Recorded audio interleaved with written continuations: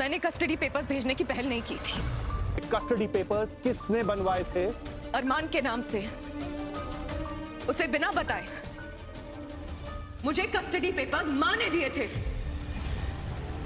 उन पेपर्स में यह लिखा है कि अरमान नहीं चाहता कि अभीरा उसके और मायरा के साथ रहे,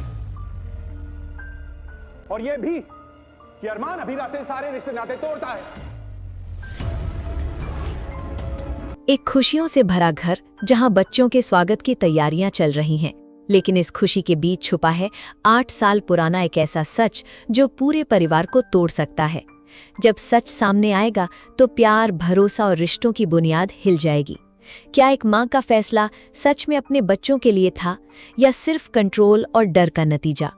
मुम्मा, पहले आप सैड थीं और अगर अभी हम चले गए तो पापा सैड हो जाएंगे, पर मैं सैडनेस की हॉलिडे करना चाहती हूँ, किसी एक के नहीं, सबके साथ रहना चाहती हूँ, प्लीज।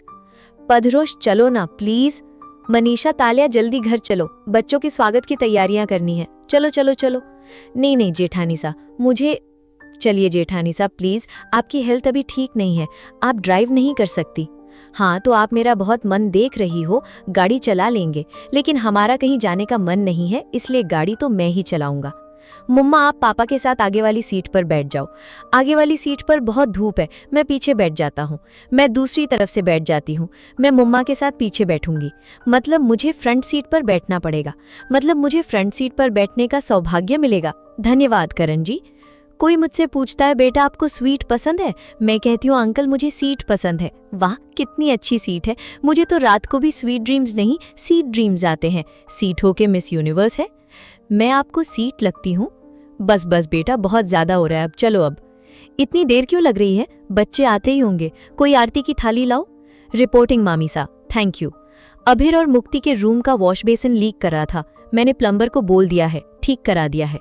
बहुत अच्छा। लगता है मामी सा अभी भी अभिरा से अपसेट है। मायरा की खुशी के लिए हमें अपनी नाराजगी भूलनी पड़ेगी, चाहे मन मार के ही सही, पर यह मानना पड़ेगा कि अभिरा ने कैसे भी करके उसे जीत दिलाई। मुम्मा, मैंने बेबी का रूम साफ कर दिया है। स्टाफ कर लेता ना माँ, अगर सर्वेंट करते तो उन्हें सुपरवाइज भी करना पड़ता, इसलिए मैंने खुद ही कर दिया। मैंने मैगजीन से बेडशीट बिछाने का नया तरीका सीखा है, बिल्कुल होटल जैसा। मैं सबको सिखा दूंगी, कल से सबके बेड्स में खुद बना दिया करूंगी।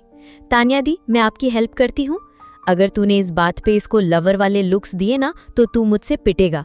इसे सारे घर के बेड्स क्यों बनाना है?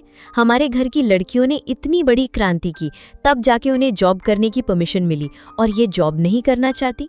ये यंग है, पढ़ी लिखी है, इसका कोई एम्बिशन नहीं है क्या? हाउसवाइफ बनना बुरी बात नहीं है, पर इतने बड़े घर को अकेला संभालना और स्टाफ की हेल्प ना लेना, ये लाइफ नहीं हो सकती। आर्यन, तुम इसे समझाओ। ठीक है मुम्मा, मैं बात करता हूँ। बच्चे आ गए, आरती पूरे परिवार के साथ होगी। तुम्हें बदतमीजी है विद्या, मुक्ति इस घर में नहीं आएगी। मुक्ति मेरी बेटी है, अगर मायरा के पास आना है तो इसे छोड़ के आना पड़ेगा। क्यों?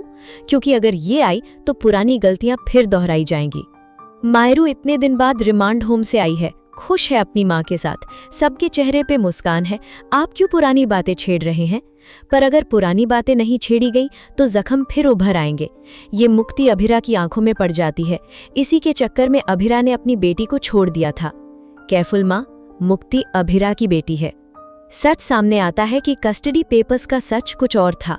अभिरा ने नहीं भेजे थे, विद्या ने झूठ बोलकर दिए थे। उसने अरमान का नाम लेकर पेपर्स बनवाए और अभिरा को दिया, फिर अरमान को भी गलत बताया कि अभिरा ने पेपर्स भेजे हैं। और सिर्फ इतना ही नहीं, मायरा के ट्रॉमा का झूठ बोलकर अभिरा को उसकी बेटी से दूर रखा गया। काजल सब जानती थी पर चुप रही। घर में सच सामने आता है। माधव कहते हैं कि विद्या ने सब बर्बाद कर दिया। विद्या कहती है कि उसने सब अरमान और मायरा की भलाई के लिए किया। माधव कहते हैं ये प्यार नहीं पाप है, तुमने परिवार को तोड़ दिया, रिश्तों को तोड़ दिया। अरमान टूट जाता है, बचपन में दिया हुआ नाम खत्म कर देता है, कहता है आज से आप मेरी कोई नहीं रही।